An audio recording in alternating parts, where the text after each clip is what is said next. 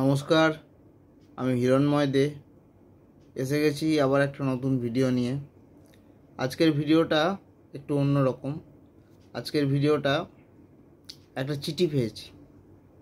চিঠিটা হচ্ছে ডিজিটাল চিঠি, মানে ফেসবুকে একটি ভাই আমাকে লিখে পাঠিয়েছে। আমি পড়ে শোনাচ্ছি কি লিখে পাঠিয়েছে। দাদা, এখন আমার বয়স 24 বছর। 5 বছর সফটওয়্যার কোম্পানিতে কাজ করেছি।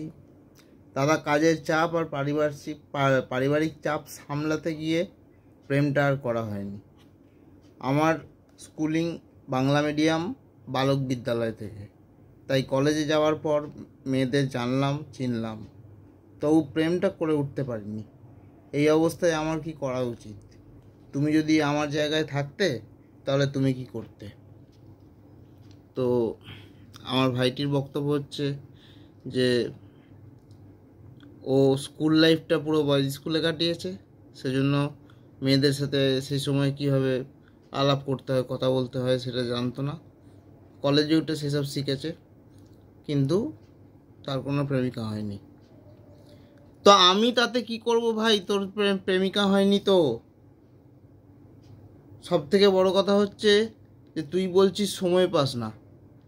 24 ঘন্টা দিন হয়, 8 ঘন্টা ঘুমাচ্ছিস, ঠিক আছে, 9 ঘন্টা কাজ করছিস, তাহলে 8 আর 9 কত হচ্ছে? 17 ঘন্টা। 24 ঘন্টা থেকে 17 ঘন্টা বাদ দিলে আরও 7 ঘন্টা।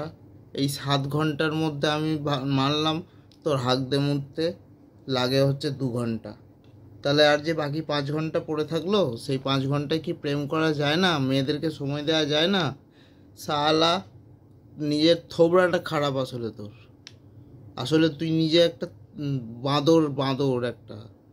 একটু দাঁত কেলিয়ে আয়নার সামনে দাঁড়াবি, দেখবি মিল পেয়ে যাবি। শালা কেলটে কালুয়া।